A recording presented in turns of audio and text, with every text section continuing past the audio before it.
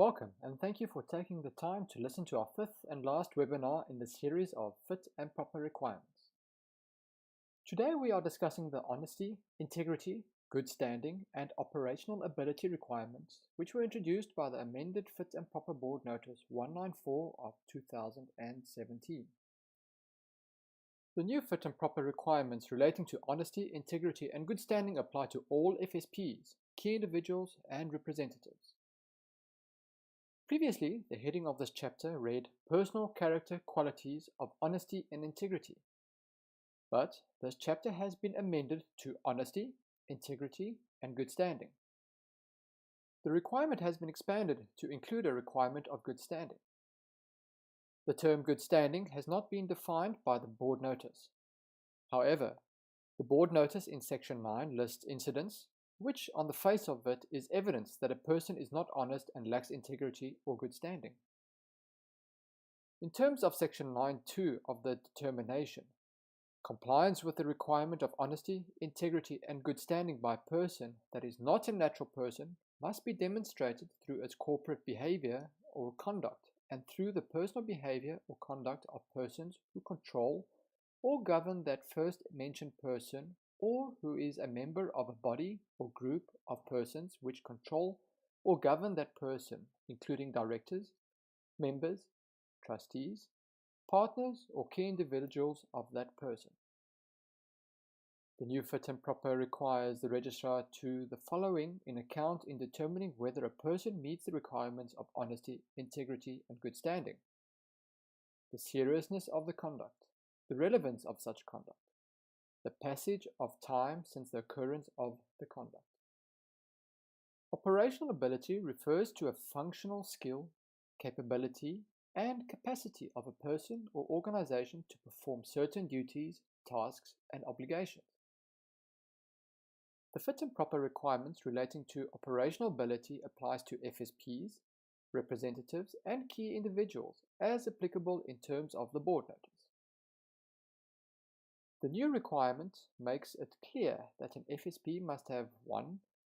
The operational ability, including adequate and appropriate human, technical, and technological resources to effectively function as a particular category of FSP, and to render financial services in relation to the financial product for which it is authorized.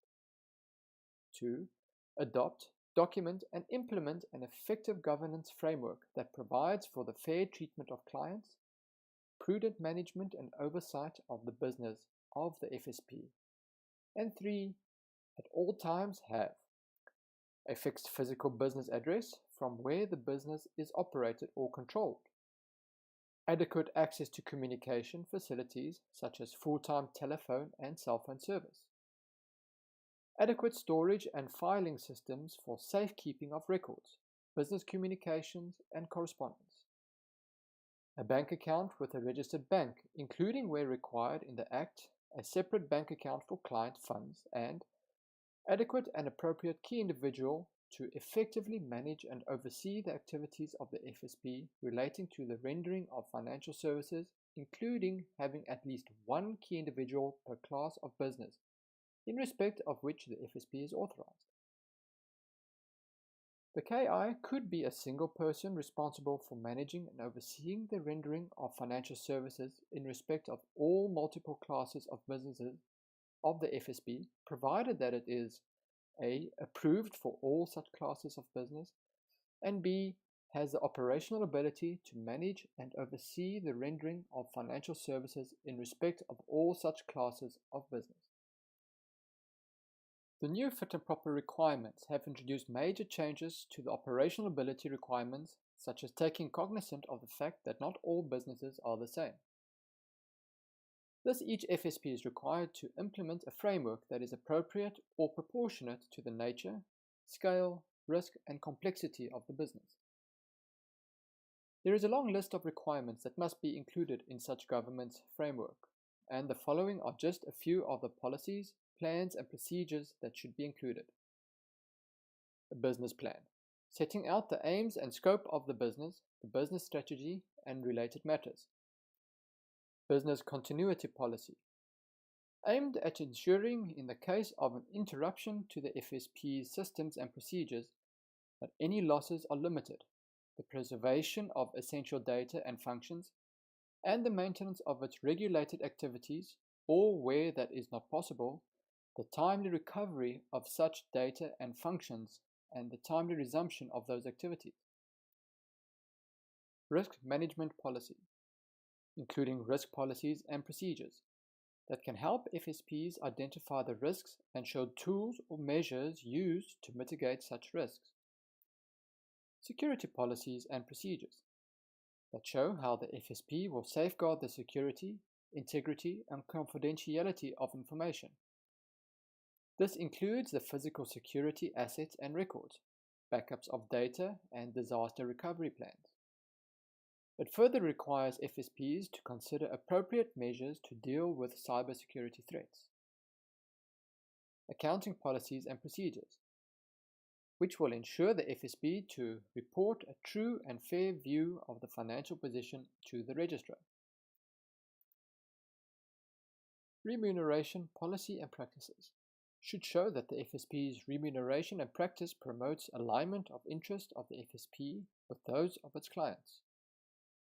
Recovery and resolution plan for the restoration of the FSP financial situation following a significant deterioration and setting out options for the orderly resolution of the FSP in case of failure. And lastly, a manner to monitor and evaluate the adequacy and effectiveness of its systems, processes, and internal control mechanisms. Automated advice refers to the furnishing of advice through an electronic medium that uses algorithms and technology without direct involvement of a natural person. The following are some of the additional requirements that must be met. An FSP must show that their staff have the required competency to understand the technology and algorithms used to provide advice.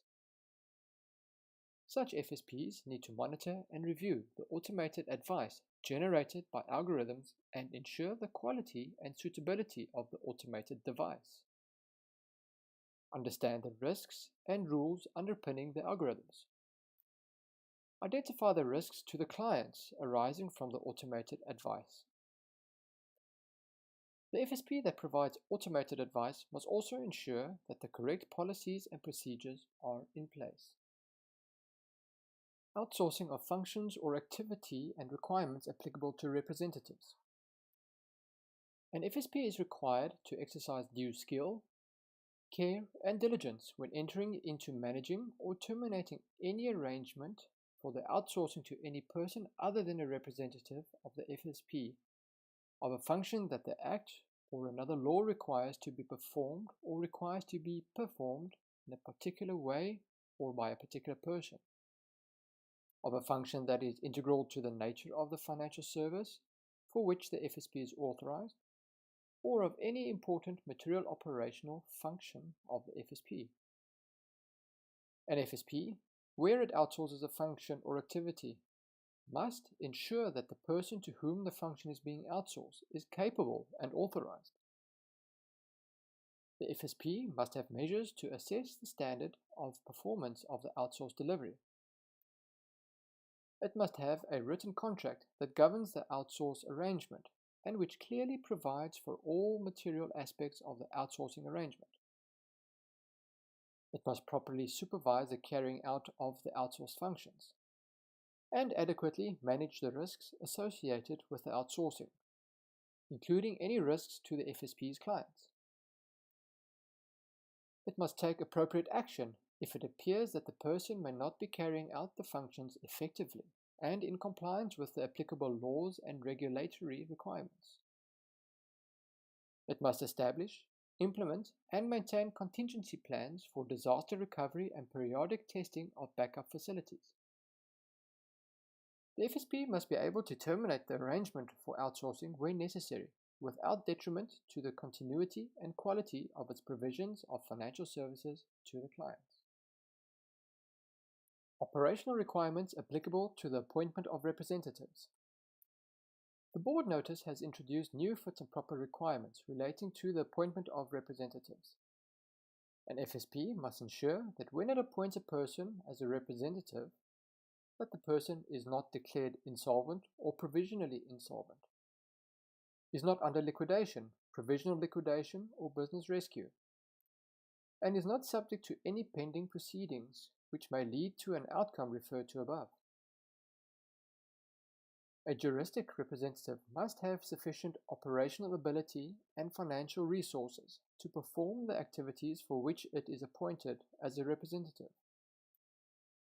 The FSP must ensure that such an appointment does not materially increase any risk to the FSP or the fair treatment of clients, materially impair the quality of the government's framework of the FSP, including the FSP's ability to manage its risks and meet its legal and regulatory obligations,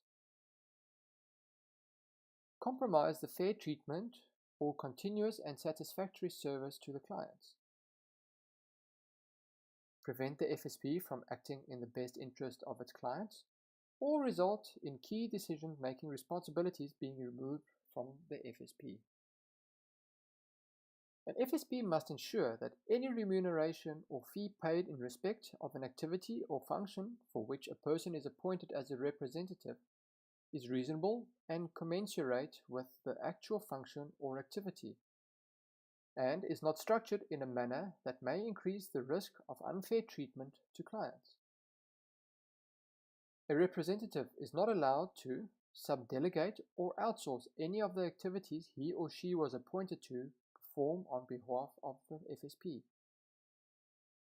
Further, it is a requirement that an FSP implements a contingency plan so that if a representative's appointment is terminated or becomes ineffective, they can ensure continuity of the FSP's business and services to its clients.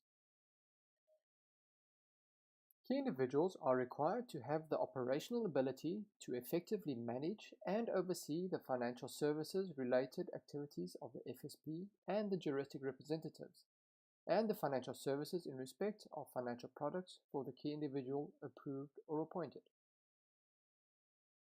A key individual, where he or she is approved or appointed as a key individual of more than one FSP or juristic representative, or approved, appointed as a key individual of an FSP or juristic representative and appointed as a representative of an FSP other than the first mentioned FSP, must be able to demonstrate to the registrar, in a form and manner which may be determined by the registrar, that he or she has the required operational ability to effectively and adequately manage and oversee the financial services related activities of all the FSPs or juristic representatives for which the key individual was approved or appointed.